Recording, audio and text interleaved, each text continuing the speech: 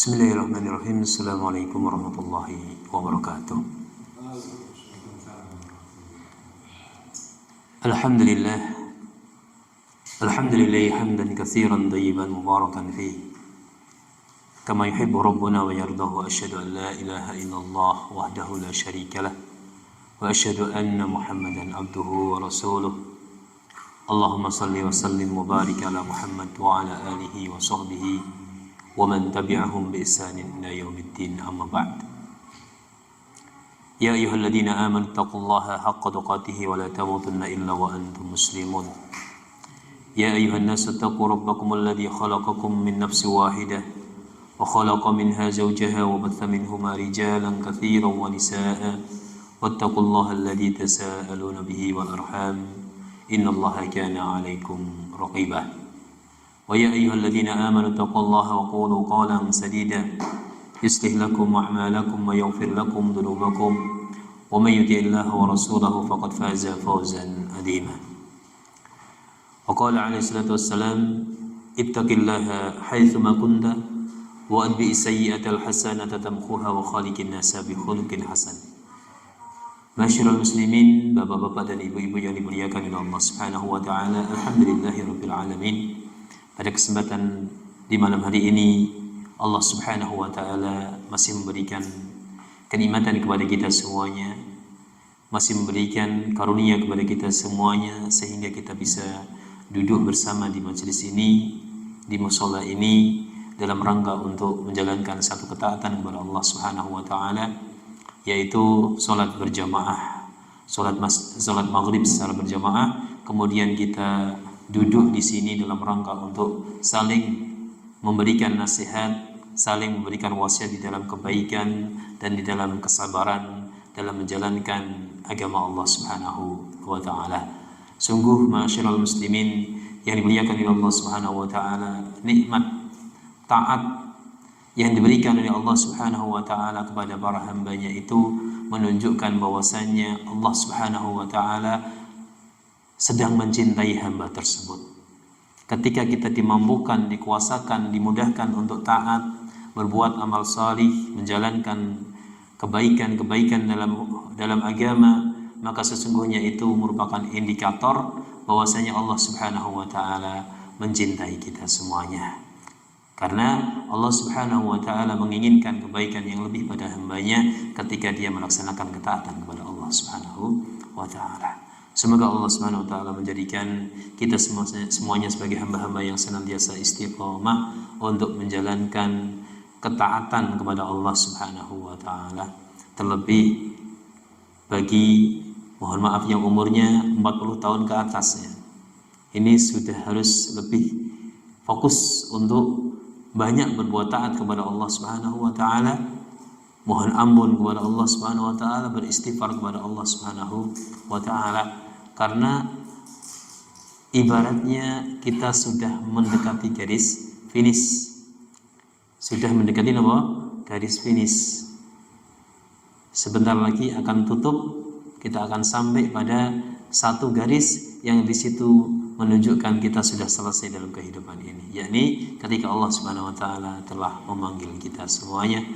Malaikat maut sudah memanggil atau sudah mengambil nyawa kita semuanya, maka pada saat itulah garis finish sudah kita capai. Oleh karena itu, marilah kita senantiasa untuk siap ya, untuk senantiasa siap mempersiapkan diri sebaik mungkin untuk menghadap kepada Allah Subhanahu wa taala, bukan dengan persiapan dunia, bukan dengan persiapan hal-hal yang berkaitan dengan materi, tetapi marilah kita siapkan diri kita untuk banyak berbekal dengan amal salih. Fatazawwadu fa inna khairaz zadi taqwa, kata Allah Subhanahu wa taala. Berbekallah kalian, sesungguhnya sebaik-baik bekal adalah bertakwa kepada Allah Subhanahu wa taala. Kalau kita mengingat makna takwa adalah di situ ada 3 elemen. Yang pertama, takwa itu mencakup takwa di dalam lisan, kemudian takwa di dalam hati, kemudian takwa di dalam anggota badan. Nah, takwa di dalam anggota badan itu salah satunya adalah dengan menjalankan banyak ketaatan kepada Allah Subhanahu wa taala, meninggalkan hal-hal yang diharamkan, yang dilarang oleh Allah Subhanahu wa taala. Semoga kita semuanya nanti dipertemukan oleh Allah Subhanahu wa taala di dalam surga yang penuh dengan kenikmatan sebagai balasan bagi orang-orang yang senantiasa beriman dan beramal salih, beriman dan melakukan ketaatan kepada Allah Subhanahu wa taala. Amin amin ya rabbal alamin. Ma'asyiral muslimin ikhwatal iman rahimani wa rahimakumullah jami'an. Kembali mengingatkan bahwasanya kita sekarang ini berada pada satu bulan, yakni bulan Rajab. Nggih, Pak. Bulan Rajab. Terus Sya'ban atau Rajab? Masih Rajab. Hah? Masih Rajab ya? Bu, Rajab nggih? Bulan Rajab. Ya, masih bulan Rajab ini. Ya. Kita tahu bahwasanya bulan Rajab itu di antara salah satu bulan yang disebut oleh Allah Subhanahu wa taala sebagai bulan Muharram. Ya, bulan Muharram di dalam agama Islam ada 4. Dzulqa'dah, Dzulhijjah, Muharram dan Rajab. 4 bulan Muharram ini dikatakan oleh Allah Subhanahu wa taala, dijelaskan oleh Rasulullah sallallahu alaihi wasallam, dikatakan sebagai bulan-bulan suci. Bulan-bulan suci di situ maksudnya adalah ketika seorang melaksanakan ketaatan kepada Allah Subhanahu wa taala, maka pahalanya akan dilipat gandakan oleh Allah Subhanahu wa taala. Pun ketika seorang hamba melaksanakan kemaksiatan, melakukan dosa, maka dosanya juga akan dilipat gandakan balasannya oleh Allah Subhanahu wa taala.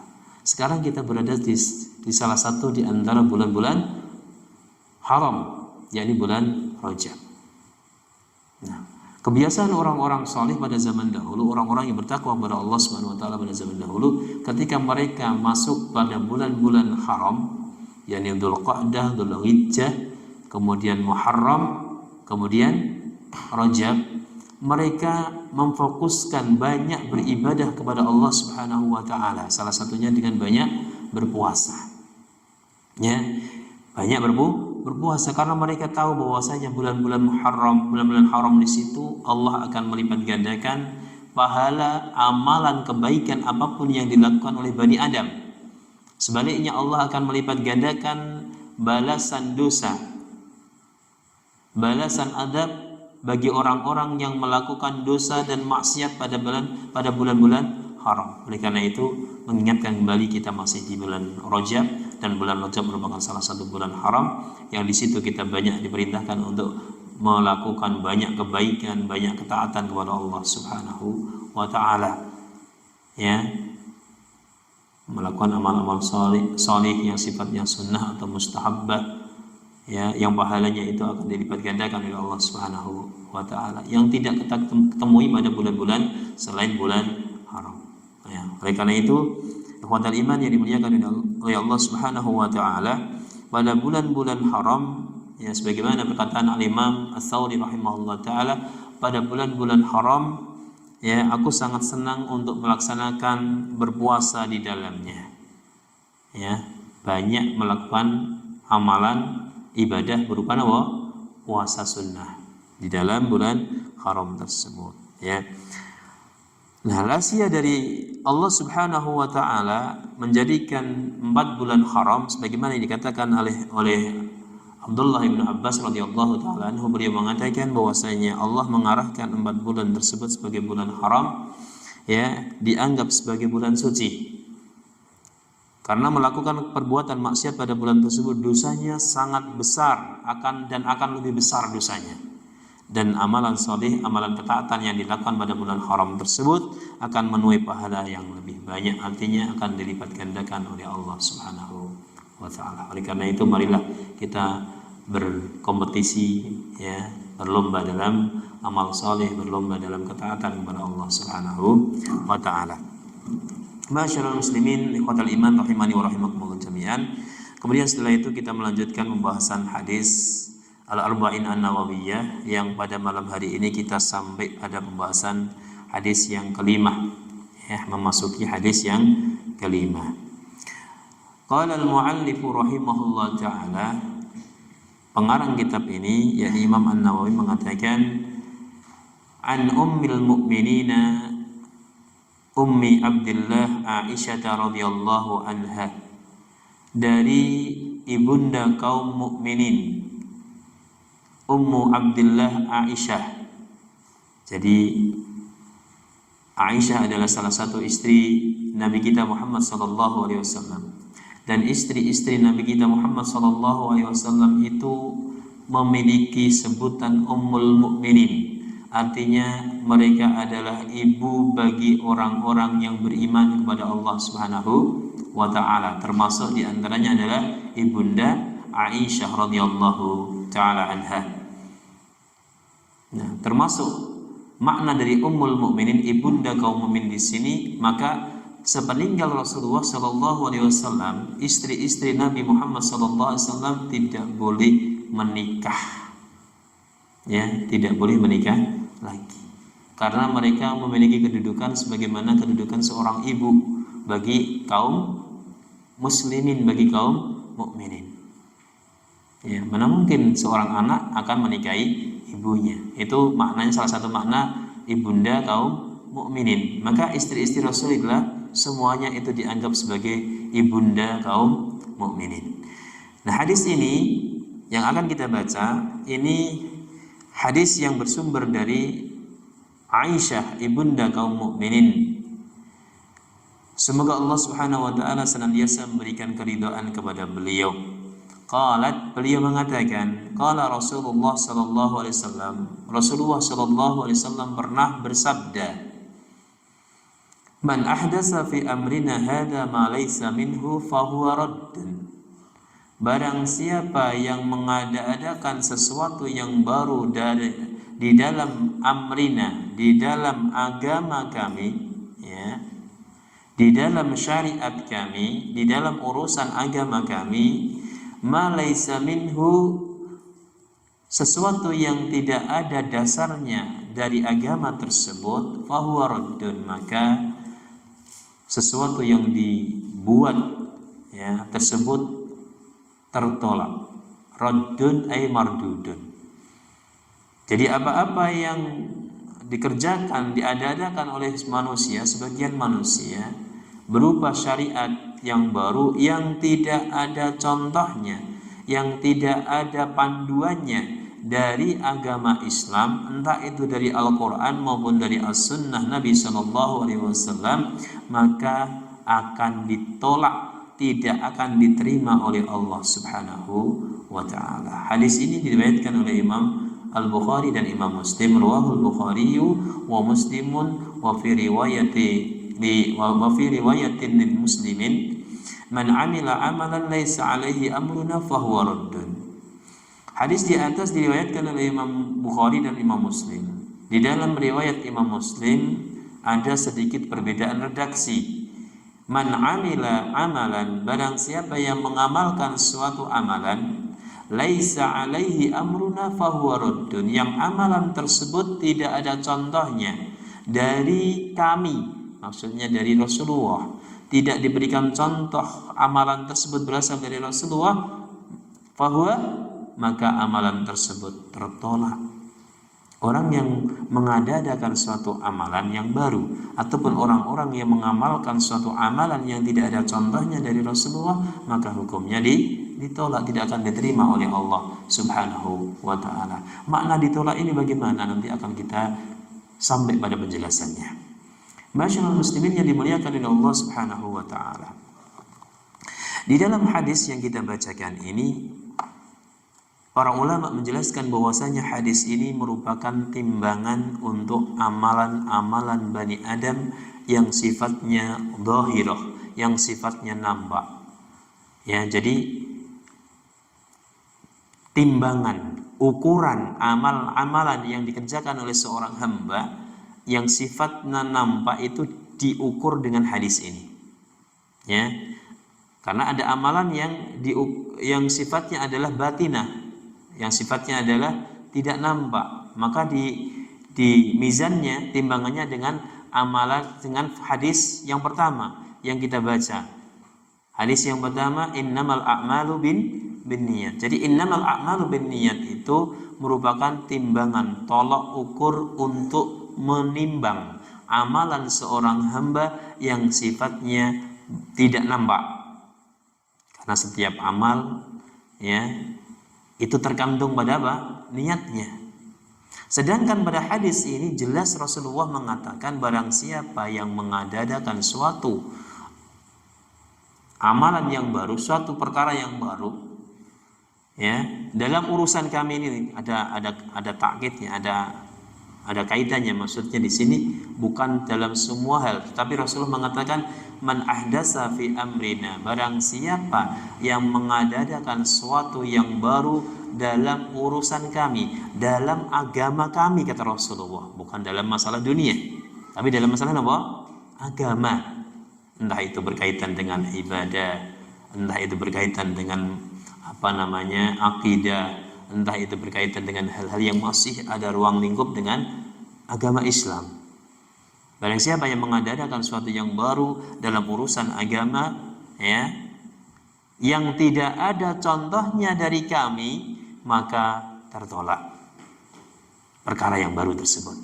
Kemudian hal ini diperjelas di dalam riwayat Imam Muslim, man amila amalan laisa alaihi amruna fahuwa raddun.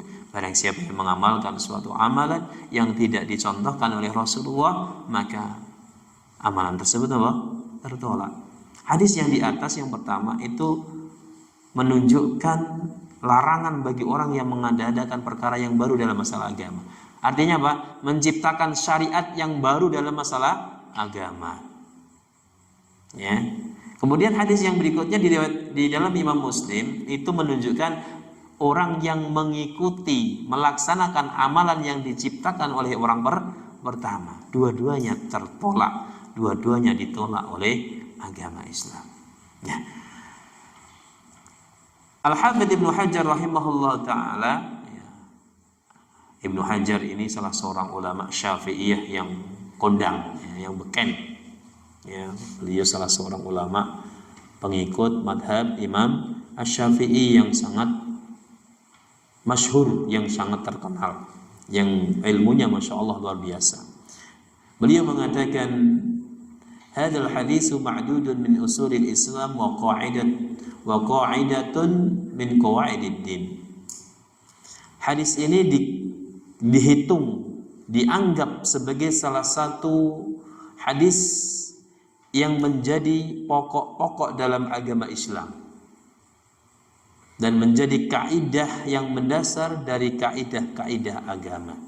Ini ulama yang berbicara, bukan manusia biasa, bukan manusia sembarangan, tapi ulama besar yang mengatakan, yang tentunya beliau sangat paham tentang hadis ini. Nah, hadis ini beliau katakan bahwasanya hadis ini merupakan hadis yang dianggap sebagai salah satu pondasi dari pokok-pokok di dalam hukum Islam dan juga merupakan kaidah, ya, hadis yang mendasari salah satu kaidah dari kaidah-kaidah yang dibangun di dalam agama Islam. Artinya apa? Artinya hadis ini memiliki kedudukan yang sangat tinggi dalam agama Islam. Dan memang seluruh hadis Rasulullah SAW itu memiliki kedudukan yang sangat tinggi dalam agama Islam. Ya. Sedangkan Imam Nawawi mengatakan hadis ini sangat, ya, seyogyanya bagi semua orang bisa menghafalnya, ya, bisa menghafal hadis ini. Wa istimaluhu fi ibtalil munkarat wa isya'atil istidlali bihi, dan digunakan untuk menghilangkan kemungkaran-kemungkaran yang ada di dalam masyarakat dan menyebarkan hadis-hadis ini kepada orang banyak. Ya, hadis ini dihafal, kemudian diaplikasikan dalam kehidupan kita, kemudian disebarkan kepada orang lain. Perkataan Imam An-Nawawi menunjukkan bahwasanya hadis ini memiliki kedudukan yang sangat tinggi, ya. Kemudian kita beralih kepada penjelasan hadis Rasulullah sallallahu alaihi wa ala alihi wasallam. Rasulullah mengatakan man ahdasa kita tinjau dari segi bahasa Arabnya.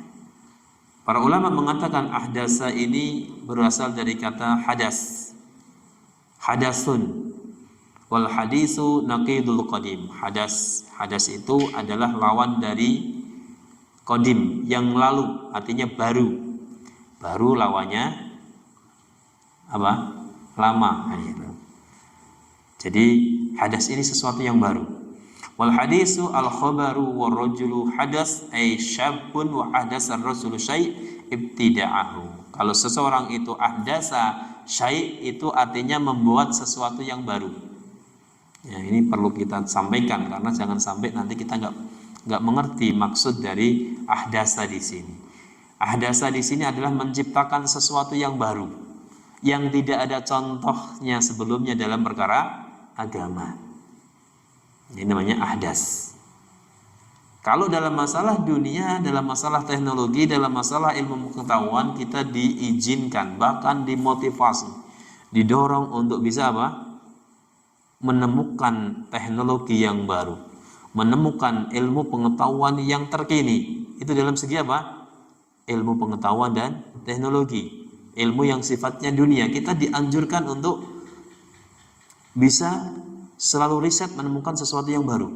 Tetapi dalam masalah agama, kita tidak boleh melakukan atau menciptakan sesuatu atau inovasi yang baru dalam masalah agama. Ini bedanya urusan agama dan urusan dunia. Kalau dalam masalah agama, kita semuanya hanya berkewajiban menerima apa yang dibawa oleh baginda Rasulullah Muhammad SAW. Tetapi dalam masalah dunia, kita boleh bereksplorasi, kita boleh berinovasi, kita boleh melakukan hal-hal yang baik yang sekiranya itu bermanfaat untuk kehidupan kita. Karena Rasulullah SAW pada zaman dahulu pernah melihat penduduk Madinah. Waktu itu penduduk Madinah sedang apa? Mengawinkan antara calon buah kurma, bunganya, ya, penyerbukannya dikawinkan, disilangkan begitu. Melihat hal itu Rasulullah merasa heran karena Rasulullah ya dalam masalah ini nggak punya ilmu kan gitu. Kenapa kalian bercapek-capek melakukan hal itu? Kalian biarkan saja toh nanti kurmanya akan berbuah dengan baik. Nah, karena para sahabat melihat dan menempatkan Rasulullah sebagai seorang nabi dan rasul, percaya saja kan begitu. Akhirnya mereka pun nggak jadi menyilangkan perkawinan dalam penyerbukan kurma tersebut. Apa yang terjadi? Maka pada saat itu, setelah itu mereka gagal panen, ya, karena tidak memiliki hasil kurma yang baik. Kemudian mereka datang kepada Rasulullah SAW dengan memberikan informasi dan memberikan laporan seperti apa yang mereka dapati pada kebun-kebun kurma mereka, bahwasanya kurma mereka tidak menghasilkan buah. Maka apa jawab Rasulullah? Antum a'lamu bi umuri dunyakum. Kalian lebih paham, lebih mengetahui tentang urusan dunia kalian. Maksudnya apa? Rasulullah mengakui bahwasanya dalam urusan dunia beliau tidak menguasai. Maka para sahabat dianjurkan untuk melakukan apapun dalam urusan dunia yang sekiranya itu membawa kebaikan, membawa manfaat. Ini dalam urusan apa? Dunia. Tetapi ketika berkaitan dengan urusan agama, urusan syariat Allah dan syariatnya Rasulullah, kita tidak boleh melakukan inovasi, membuat penemuan baru, menciptakan penemuan baru dalam masalah syariat Islam. Ini kuncinya di situ. Kaidah mendasarnya di situ. Dalam masalah agama kita tidak boleh berinovasi. Ya. Tidak boleh berinovasi. Sebagian orang menganggap bahwasanya inovasi dalam masalah agama itu adalah suatu yang luar biasa, sesuatu yang modern kata mereka. Masa kita harus jumut? Masa kita harus jumut seperti apa yang dilakukan Rasulullah dan para sahabatnya dalam mengaplikasikan nilai-nilai agama dalam kehidupan kita? Sebagian orang mengatakan seperti itu. Kan ini era modern kan gitu. Maka agama juga harus diperbarui dengan sesuatu yang lebih keren kan gitu. Tapi ternyata Berdasarkan hadis ini, man ahdasa fi amrina hadza ma laysa minhu fahuwa radd. Barang siapa yang mengadakan suatu perkara yang baru dalam urusan agama, ya sekali lagi dalam urusan agama ya, bukan dalam urusan dunia. Jadi dibedakan. Ya, dalam urusan agama yang tidak ada contohnya dari Rasulullah, maka fahuwa radd. Maka sesuatu yang baru tersebut tertolak, ditolak oleh Allah, ditolak oleh Rasulullah SAW. Kemudian juga orang yang mengamalkan sesuatu yang baru tersebut juga tertolak amalannya bisa jadi amalannya batal secara keseluruhan, atau tambahannya yang modifikasi tadi tidak diterima oleh Allah Subhanahu wa taala, dan seterusnya. Ya, ini perlu kita berhati-hati dalam menjalankan syariat Islam. Syariat Islam itu begitu mudah. Inna dina yusrun. Sesungguhnya agama ini adalah agama yang mudah. Ya. Tetapi bagi orang-orang yang menganggap sulit agama ini, maka dia akan mengalami kesulitan sendiri dalam melaksanakan syariat Islam. Karena Rasulullah sudah menjamin Islam itu agama yang mudah. Contohnya ketika kita sedang sakit, ya, sholat wajib itu harus dikerjakan, nggak boleh ditinggalkan. Dalam kondisi apapun kita nggak boleh meninggalkan sholat wajib. Bagaimana kalau kita tidak mampu berdiri? Maka dengan duduk. Bagaimana ketika seorang itu tidak mampu sholat dengan duduk? Maka dengan berbaring. Bagaimana kalau tidak mampu dengan berbaring? Dengan isyarat. Ya. Bagaimana kalau dia tidak mampu dengan isyarat? Disolatkan kan gitu, ya. Disolatkan kan gitu. Kalau nggak mampu sudah semuanya nggak mampu, berarti disolatkan. Isyarat saja nggak mampu, berarti disolatkan. Begitu mudahnya agama Islam, begitu indahnya agama Islam.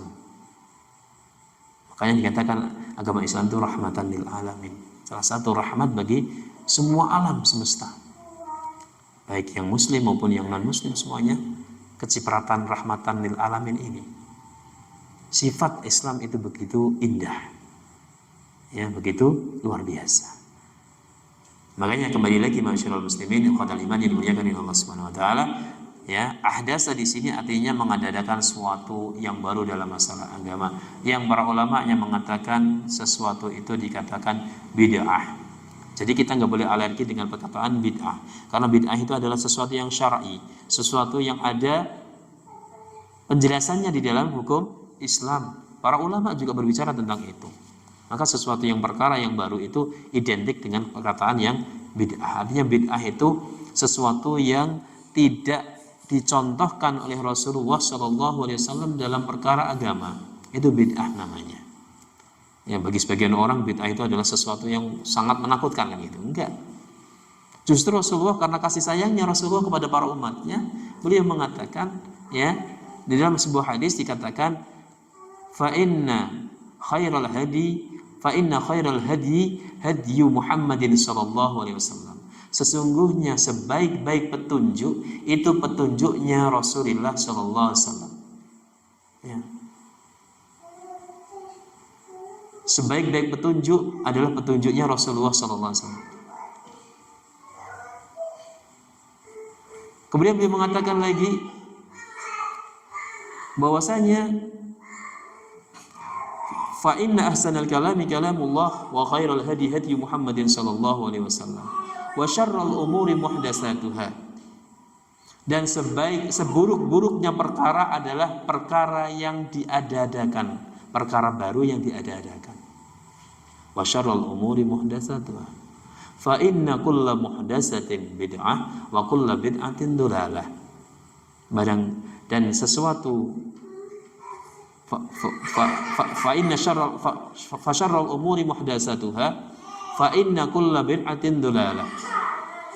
Sesuatu yang diada-adakan itu adalah bid'ah, dan sesuatu yang bid'ah itu adalah tidak berada pada jalur petunjuk, artinya tersesat. Ya. Jadi ini saya sampaikan dalam rangka agar kita tidak alergi dengan perkataan bid'ah, dikit-dikit bid'ah, dikit-dikit tidak boleh. Enggak. Karena Rasulullah juga datang memberikan penjelasan kepada umat ini agar umat ini berhati-hati dalam masalah agama. Tidak menganggap mudah, tidak menganggap sepele dalam perkara agama, tidak. Ya. ya kita katakan bahwasanya sesuatu yang diajarkan Rasulullah maka kita harus laksanakan atau boleh dilaksanakan. Tapi sesuatu yang tidak dilarang oleh Rasulullah, sesuatu yang tidak dilaksanakan oleh Rasulullah, maka kita tawakuf, diam, tidak melaksanakan amalan tersebut, karena Rasulullah tidak pernah melaksanakan amalan tersebut. Wa kullu dhalalatin finnar, setiap kesesatan itu muaranya, tempatnya adalah di neraka. Ini kita sebut dengan hadis khutbatul hajah. Hadis yang sering disebut oleh Rasulullah SAW ketika beliau memulai muhadarah beliau, ketika beliau memulai pidato beliau, ya, dengan menyampaikan hadis ini. Fa inna khairal hadi hadi Muhammadin sallallahu alaihi wasallam wa syarrul umuri muhdatsatuha fa inna kulla muhdatsatin bid'ah wa kulla bid'atin dhalalah wa kulla dhalalatin finnar. Ini hadis, bukan ucapan saya, bukan ucapan manusia, tapi hadis Rasulullah Shallallahu Alaihi Wasallam. Dan ini ada kaitannya dengan apa yang kita sampaikan pada penjelasan hadis yang kelima ini. Ya. Artinya seseorang yang mengadakan suatu yang baru itu dikatakan oleh para ulama amila bi khilafis sunnah, mengamalkan sesuatu yang berbeda dengan sunnah Nabi Shallallahu Alaihi Wasallam. Itu namanya ahdasa. Ya, Rasulullah mengatakan ini, kita mengatakan itu, ya kan, khilafus sunnah, berbeda. Rasulullah mengatakan boleh, kita mengatakan nggak boleh, khilafus sunnah, berbeda dengan sunnah. Rasulullah mengatakan tidak boleh, kita mengatakan boleh, itu juga menyelisih sunnah Nabi Shallallahu Alaihi Wasallam.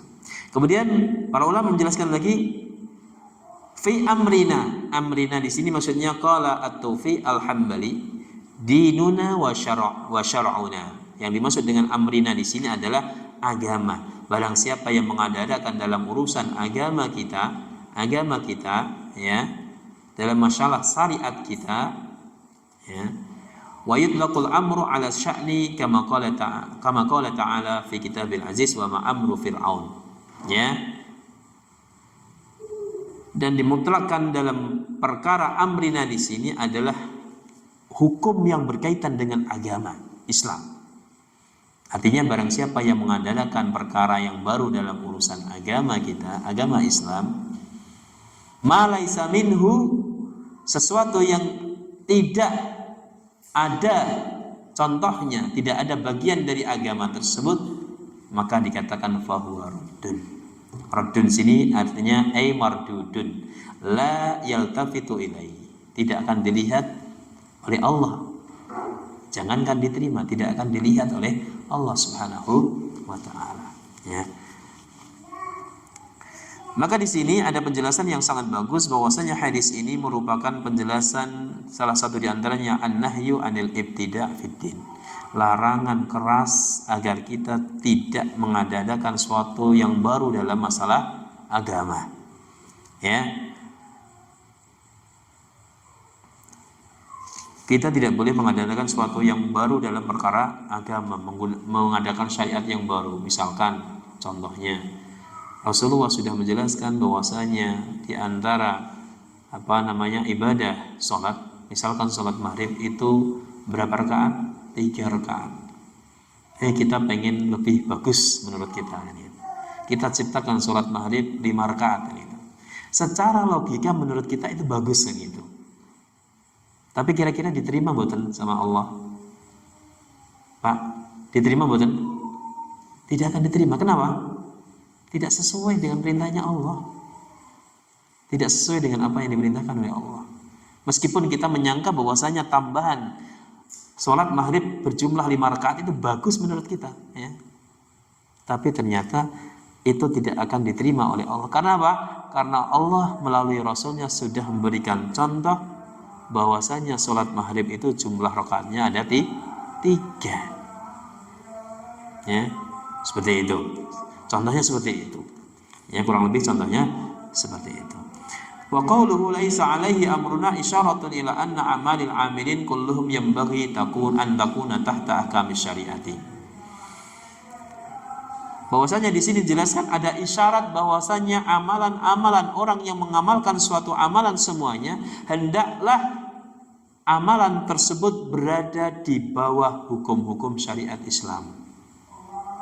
Artinya kalau kita beramal harus berdasarkan hukum Islam. Ada dalilnya kalau beramal itu. Ya, tidak boleh mengada-adakan sendiri. Ya, itu diantara penjelasan dari hadis tersebut. Kemudian dalam riwayat hadis yang kedua, ya, wa qauluhu sallallahu alaihi wasallam fi riwayat tsaniyah man amila amalan laisa alaihi amruna fahuwa radd. Dan dalam riwayat hadis Muslim, barang siapa yang mengamalkan suatu amalan yang tidak ada contohnya dalam agama kita, tidak dicontohkan oleh Rasulullah, fahuwa radd. Itu pun ditolak, tidak akan diterima oleh Allah Subhanahu wa taala. Ya, tidak akan diterima oleh Allah Subhanahu wa ta'ala. Nah, dari kedua hadis yang kita baca tadi, ya, maka para ulama mengatakan bahwasanya dalam permasalahan diterima dan tidak diterimanya suatu amalan, maka perlu kita tahu hal-hal atau poin-poin berikut, ya. Maka qurbatan fil ibadati la yakunu qurbatan fi kullil mawadin. Yang pertama bahwasanya sesuatu yang itu menjadi hal untuk mendekatkan diri kepada Allah Subhanahu wa taala dalam suatu masa, maka dalam masa yang lain perbuatan yang sama tidak dikatakan merupakan bentuk pendekatan diri seorang hamba kepada Allah Subhanahu wa taala. Jadi contohnya seperti ini. Dalam kaitannya beribadah, orang yang ihram, ya, orang itu entah itu melakukan ibadah haji maupun umrah, ya, ketika mereka ihram disunahkan atau diwajibkan untuk membuka kepala, artinya tidak diperbolehkan menutup kepala bagi laki-laki, ya. Kalau dalam kondisi normal, artinya dalam kondisi seperti ini kita beribadah kepada Allah, sholat, ya, yang terbaik adalah kita menutup kepala kita dengan kopiah, dengan peci.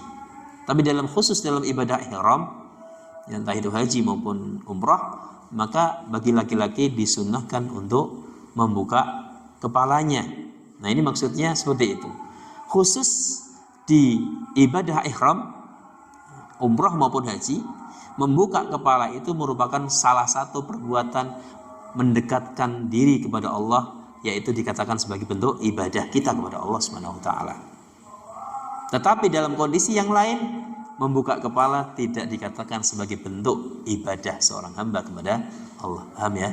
Itu. Dalam sholat seperti sholat 5 waktu seperti ini, ya, para ulama mengatakan orang yang sholat tidak menggunakan peci itu makruh, kan itu. Kurang baik. Kurang beradab kepada Allah Subhanahu wa taala, kurang lebihnya seperti itu. Tetapi dalam ibadah, khusus dalam ibadah umrah maupun haji, ya, orang yang berihram memakai baju ihram itu tidak, ya, diperkenankan untuk menutup kepalanya. Nah, itu contoh bahwasanya salah satu perbuatan yang dilakukan dalam satu masa itu dikatakan sebagai salah satu ibadah kepada Allah Subhanahu wa taala, tetapi dalam satu masa yang lain meskipun perbuatannya sama, itu tidak dikatakan sebagai bentuk ibadah seorang hamba kepada Allah Subhanahu wa taala. Contoh lagi, wal qiyamu qurbatan masyru'iyatun asna as-salat wal adan. Orang berdiri itu merupakan bentuk ibadah seorang hamba kepada Allah Subhanahu wa taala ketika dia sedang sholat ataupun sedang azan. Gak ada orang azan itu dengan jongkok, gak ada. Karena syariatnya dengan apa? Berdiri. Sholat juga demikian. Sholat itu syariatnya dengan berdiri, tidak dengan duduk. Kecuali kalau ada halangan, kecuali kalau ada udzur. Berdirinya seorang hamba ketika dia menjalankan sholat ataupun ketika dia azan, ini merupakan salah satu bentuk ibadah kepada Allah Subhanahu wa taala. Tetapi dalam waktu yang lain, berdirinya seorang hamba di bawah terik matahari, ya, Misalkan orang itu nadar, saya nadar berdiri seharian di bawah sinar matahari, gitu. Ya, dalam rangka untuk mendekatkan diri kepada Allah, maka perbuatan yang kedua ini tidak dikatakan sebagai bentuk ibadah. Sama-sama berdiri padahal, tapi berdiri yang kedua tadi, yang berdiri di bawah sinar matahari seharian, itu tidak dikatakan sebagai bentuk ibadah. Maka yang kedua tidak akan diterima oleh Allah Subhanahu wa ta'ala. Maka suatu ketika Rasulullah SAW melihat ada sahabat yang melakukan hal yang sama, artinya mogok duduk, artinya dia berdiri terus di bawah sinar matahari. Kemudian ditanyakan kepada sahabat yang lain, sedang apa dia? Dia sedang nazar untuk berdiri di bawah sinar matahari Rasulullah. Udah perintahkan dia untuk berteduh. Ya, karena itu bukan sesuatu yang disyariatkan di dalam hukum Islam. Kurang lebihnya seperti itu. Maka poin yang pertama, ya, meskipun perbuatan yang sama, itu kadangkala di waktu yang berbeda tidak dihukumi sebagai suatu ibadah kepada Allah Subhanahu wa ta'ala. Kemudian yang kedua, maka kharijan an syar'i bil kulliyah. Amalan yang dikerjakan itu keluar dari syariat secara keseluruhan. Jadi amalan yang dikerjakan itu tidak ada contohnya dari syariat secara keseluruhan. Ya.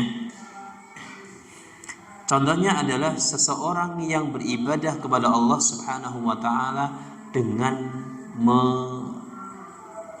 memperdengarkan sesuatu yang tidak bermanfaat. Ya, dia maunya beribadah kepada Allah Subhanahu wa ta'ala dengan berjoget-joget, dengan menari-nari. Itu contoh bentuk taqarrub ibadah kepada Allah, ya, yang keluar dari syariat Islam. Kenapa? Karena Rasulullah SAW tidak pernah mengajarkan cara beribadah seorang hamba kepada Allah dengan berjoget, dengan menari, apalagi sampai telanjang, kan gitu. Berzikir sampai ribuan kali sampai pingsan, gitu. Ada seperti itu, ya, mengucapkan kata-kata khusus dalam ibadah mereka, versi mereka yang tidak pernah dicontohkan oleh Rasulullah. Ini salah satu bentuk amalan yang keluar dari agama Islam secara keseluruhan, ya.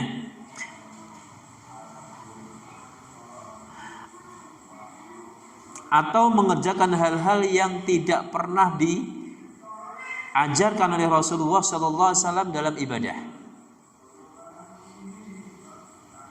Yang ini banyak tersebar di dunia Islam. Di sebagian kaum muslimin masih mempraktekkan amalan-amalan yang justru tidak pernah diajarkan langsung oleh Rasulullah. Ya, tadi berzikir dengan joget-joget, berzikir dengan menari, ya, berzikir sampai menggelengkan kanan ke kepala, kanan kiri sampai pingsan, gitu. Kalau sudah pingsan itu artinya zikirnya diterima oleh Allah Subhanahu wa ta'ala. Itu versi mereka, gitu. Ini contoh amalan-amalan yang tidak akan diterima oleh Allah Subhanahu wa ta'ala secara keseluruhan, ya. Apalagi beribadah kepada Allah dengan menyanyi, gitu. Enggak ada contohnya dari Rasulullah SAW. Bahkan orang-orang yang beribadah kepada Allah Subhanahu wa ta'ala dengan bersiul, ya, dengan bertepuk tangan, itu identik dengan orang-orang ahlul kitab. Mereka beribadah kepada Allah dengan bernyanyi, bersiul, dan tepuk tangan. Kalau kaum muslimin tidak seperti itu, ya. Kaum muslimin dalam ibadah mereka sudah ditetapkan tata caranya, kaifiyahnya sudah diajarkan oleh Rasulullah SAW, ya. Maka amalan-amalan atau ibadah yang tidak dicontohkan oleh Rasulullah maka tidak akan diterima secara keseluruhan oleh Allah Subhanahu wa ta'ala, ya. Bahkan bal hajiballahu taubata an sahibiha hatta yada'aha. Bahkan orang-orang yang melakukan perbuatan semisal tidak akan diterima taubatnya oleh Allah Subhanahu wa ta'ala sampai mereka benar-benar meninggalkan amalan-amalan seperti yang mereka lakukan, yang beribadah dengan menyanyi, beribadah dengan bersorak, beribadah dengan berjoget, dan seterusnya. ya, mereka tidak akan diterima taubatnya oleh Allah Subhanahu wa taala sampai mereka meninggalkan amalan mereka. Rasulullah mengatakan, innallaha hajibat taubata an kulli sahibi bid'atin hatta yada'a bid'atahu. Allah Subhanahu wa taala sesungguhnya akan menutup pintu taubat dari setiap orang pelaku bid'ah tadi. Bid'ah tadi sesuatu yang baru yang dianggap sebagai agama, ya, yang dianggap sebagai nilai agama, bahkan padahal itu bukan nilai agama, sampai mereka meninggalkan kebid'ahan yang mereka lakukan, sampai mereka meninggalkan sesuatu yang baru tadi, yang tidak ada contohnya dari Rasulullah Shallallahu Alaihi Wasallam. Ini diantara poin yang berkaitan dengan bentuk tidak diterimanya amalan seorang hamba oleh Allah Subhanahu wa taala. Kita sampai pada poin kedua, dan insya Allah pada pertemuan yang akan datang kita akan lanjutkan pada poin-poin selanjutnya. Masyaallah muslimin rahimani wa rahimakumullah jami'an. Semoga dengan apa yang kita sampaikan kita menjadi lebih paham dengan apa yang dijelaskan langsung oleh Rasulullah Shallallahu Alaihi Wasallam dalam hadis tersebut, bukan dalam rangka untuk menghakimi orang lain. Ya, kalau saya tadi mengatakan semua wasyarrul umuri muhdatsatuha, dan seburuk-buruk perkara adalah perkara yang diada-adakan, perkara yang baru. Wa kullu muhdatsatin bid'ah, dan setiap yang berkaru adalah bid'ah, dan setiap yang bid'ah adalah sesat. Bukan dalam rangka untuk menjustifikasi, menghukumi orang lain, tidak. Saya tidak ingin menghukumi orang lain, karena saya tidak punya kedudukan dalam masalah itu.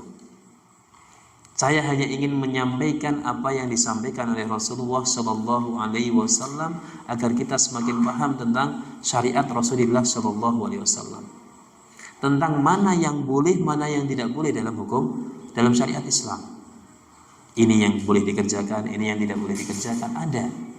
Ya, terkadang manusia, terkadang sebagian kaum muslimin tertipu, ya, tertipu karena secara turun-menurun ritual atau ibadah yang mereka lakukan itu sudah semenjak dulu. Akhirnya mereka mengklaim bahwasanya ini adalah syariat Rasulullah. Tapi ketika ditelusuri lebih lanjut, oh ternyata bukan syariat Rasulullah. Nah, ini contohnya seperti itu. Jadi saya hanya ingin mendudukkan antara yang baik dan buruk, antara yang baik, antara yang tidak boleh dan boleh, antara yang dicontohkan oleh Rasulullah dan sesuatu yang tidak dicontohkan oleh Rasulullah Sallallahu Alaihi Wasallam. Itu saja yang ingin saya sampaikan, bukan dalam rangka untuk artinya menyalah-nyalahkan orang, menghukumi orang lain berbuat salah dan seterusnya, tidak. Tapi kita ingin kembalikan semuanya kepada contohnya Rasulullah Muhammad Sallallahu Alaihi Wasallam. Ya, karena sebagian orang mengatakan kalau ada seorang dai, seorang ustadz mengatakan bid'ah itu hati-hati, itu orangnya keras, enggak. Ya, justru kita ingin ingin menjelaskan sesungguhnya apa yang disampaikan oleh Rasulullah Sallallahu Alaihi Wasallam. Rasulullah itu memperingatkan kita agar kita jangan sampai terjerumus dalam hal-hal yang tidak benar, yang tidak dicontohkan oleh beliau Sallallahu Alaihi Wasallam. Demikian yang bisa kita sampaikan, kurang lebihnya mohon maaf yang sebesar-besarnya. Monggo pertemuan di malam hari kita tutup dengan doa kafaratul majlis. Subhanakallahumma wa bihamdika asyhadu an la ilaha illa anta astaghfiruka wa atubu ilaik. Assalamualaikum warahmatullahi wabarakatuh.